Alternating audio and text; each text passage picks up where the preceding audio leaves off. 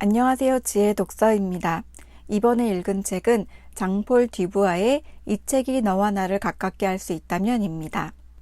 이 책은 제가 듀부아의 책 중에서 세 번째로 읽은 책입니다. 듀부아의 문체는 아주 독특합니다. 시니컬하면서도 괜히 쿡쿡 찌르는 유머가 있고 재치 있으면서도 냉철함이 있습니다. 이번에 읽은 이 책이 너와 나를 가깝게 할 수 있다면과 더불어서 이전에 읽었던 듀부아의 또 다른 책은 프랑스적인 삶과 타넷이 농담하지 마세요입니다. 타넷이 농담하지 마세요는 좀 유명한 책 아닌가요?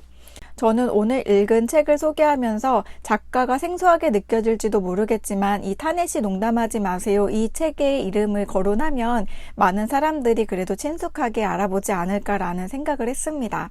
아무튼 이 세 권의 책은 듀부아의 문체가 고스란히 느껴지는 그런 책인데 그 내용과 강도는 아주 다릅니다. 먼저 프랑스적인 삶은 54살이 된 폴 블릭이라는 남자가 60년대부터 겪어나간 삶을 기록한 소설입니다. 당시 프랑스의 정치, 그런 사회적인 상황들이 잘 반영되어 있습니다. 책의 내용도 그렇고 그걸 표현하는 문장도 그렇고 19금을 넘어서 29금까지 넘나드는 그쯤 되는 소설입니다. 그래서 읽으면서 머리가 아찔했던 기억이 납니다.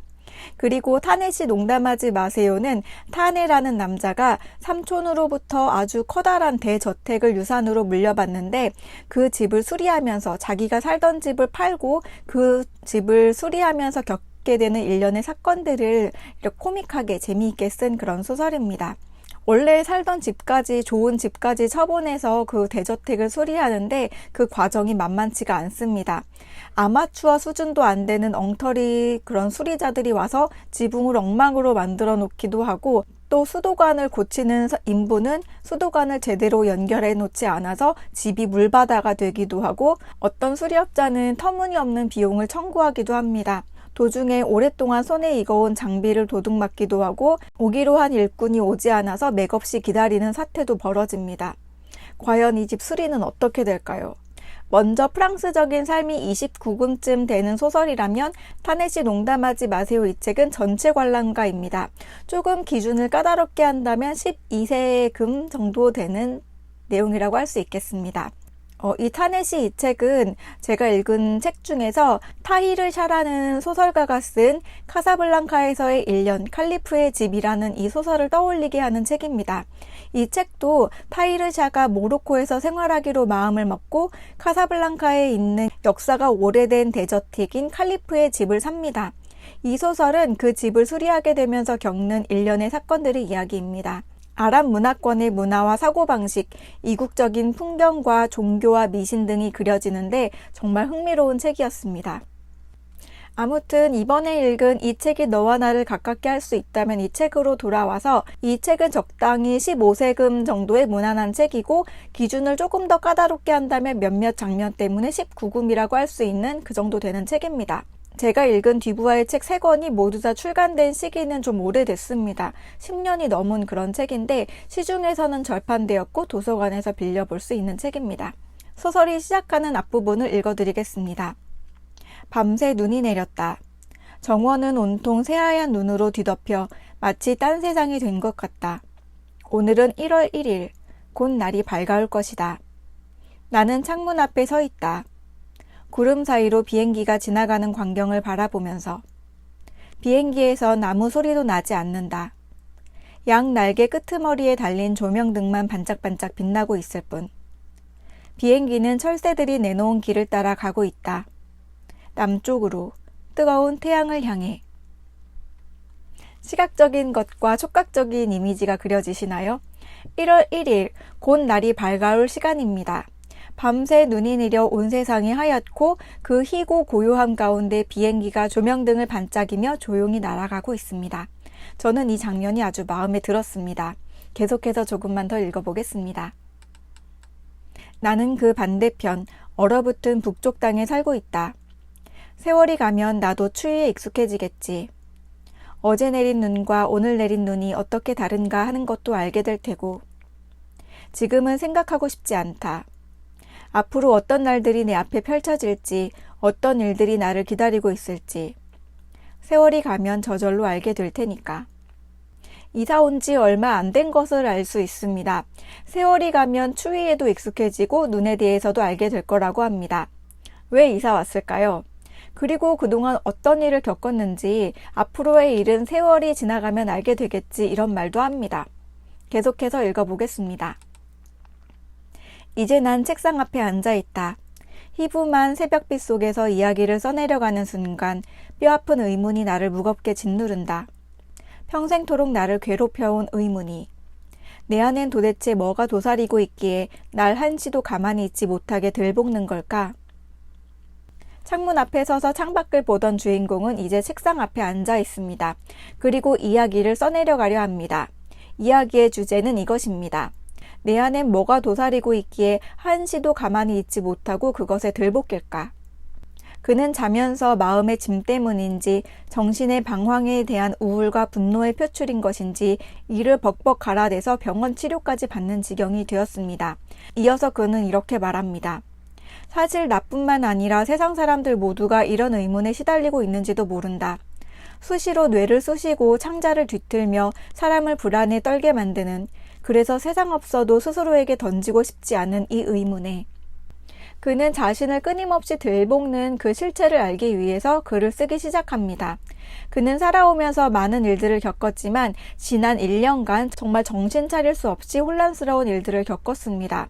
정신없이 마주했던 그런 일들을 이제 책상 앞에서 정리해보며 들볶였던, 괴로웠던 마음의 평안을 찾고자 합니다. 그래서 그가 그간 살아온 삶과 특히 지난 1년간 겪었던 일들을 회고한 것이 이 소설의 줄거리입니다. 주인공의 이름은 폴 페레밀터입니다. 나이는 48살, 작가입니다. 작년인 47살에 13년간 유지했던 결혼 생활을 끝냈습니다.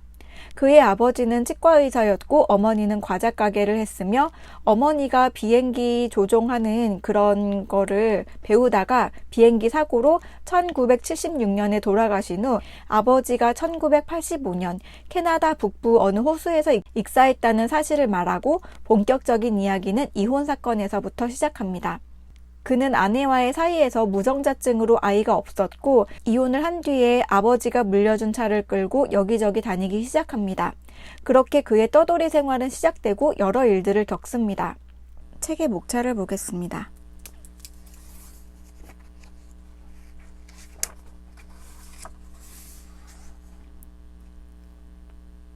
시작, 이혼, 기억, 여행, 엽기 사건, 병치레, 밝혀진 비밀, 호수, 더러운 숲, 끝.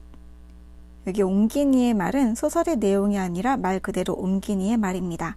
소설은 끝에서 끝납니다. 하나하나가 폴 페레밀터가 겪은 사건들입니다. 밝혀진 비밀, 어떤 비밀이 있다는 것을 알 수가 있죠. 이 책의 핵심 사건이기도 합니다. 조금 소설을 드리자면 그의 아버지에 대한 비밀입니다. 아버지의 친구인 잉거셀 씨를 만나서 비로소 아버지가 숨겨왔던, 그는 몰랐던 아버지의 비밀을 알게 됩니다. 뭔지는 모르겠지만 삶이 정리가 되지 않은 것 같고 안개 속에 쌓인 것 같고 마음을 잡지 못하던 그는 자신의 삶에서 숨겨져 있던 부분, 자신의 내면을 직시하게 되고 비로소 자신의 삶을 진정으로 마주하게 됩니다. 이 책이 너와 나를 가깝게 할 수 있다면에서 이 책의 이야기는 바로 자신이 외면했던, 잘 알지 못했던 자신의 삶을 직시한 것이고 그런 이야기이고, 가까워지기 바라는 것은 자신을 사랑하는, 그러나 미처 사랑할 수 없었던 사람들과 자신의 삶이었습니다. 이제 끝부분을 읽어드리겠습니다. 이제 난 자면서 이를 갈지 않는다. 나를 괴롭혔던 의문에서 일단 풀려났기 때문이리라. 언제 다시 나를 괴롭힐지 알 수 없지만 어쩌면 그런 날이 와도 상관없을지 모른다. 마음속 가시덤불에서 벗어나기 위해 두 손을 끊어낼 만한 용기와 힘이 내게 있다면. 이제 막 책 한 권을 끝냈다. 책을 쓰는 동안이나마 나는 살아있는 사람들은 물론 이미 죽은 사람들과도 가까워질 수 있었다. 그럴 수밖에 없었다. 책을 쓰는 동안, 그리고 이따금 책을 지켜보는 동안 나는 알아차렸다. 파리처럼 멋모르고 뛰어든 그 이상하고 야릇한 여행을 통해 내가 막연하게 남아 모든 이의 꿈을 이뤄냈다는 것을. 두려움이라는 숲을 건너 우리네 마음속 깊이 감춰진 행복의 나라, 우리가 평생토록 찾아 헤매는 그 행복의 나라에 이르렀다는 것을. 살아가다 보면 문득 어디서부터 뭐가 잘못된 거지? 삶이 내게 요구하는 게 뭐지? 싶은 때가 있습니다. 그리고 그 물음이 한 번으로 끝나는 것이 아니라 계속해서 마음을 긁을 수도 있습니다. 폴 페레밀턴은 많은 사람들이 그럴 거라고 말합니다. 그는 마침 이혼을 하게 되었고 무작정 떠나기 시작하므로 그 의문에 대한 답을 얻기 위한 여정을 시작합니다. 삶에서 일어나는 어떤 우연들은 커다란 인생의 전환점이 되기도 하고 인생의 중요한 일들은 상당 부분 그런 우연들로 이루어지는 것이 아닌가 하는 생각과 함께 우연은 우연만은 아니라는 생각도 듭니다. 이번 영상은 여기까지입니다. 장폴 디부아의 책은 읽는 책마다 내용이 사뭇 달라서 그가 쓴 또 다른 책은 과연 어떤 책일까 궁금해집니다. 또 언젠가 그의 문체가 그리우면 읽겠습니다. 오늘 읽은 책은 장폴 디부아의 이 책이 너와 나를 가깝게 할 수 있다면 이었습니다. 지혜 독서였습니다. 감사합니다.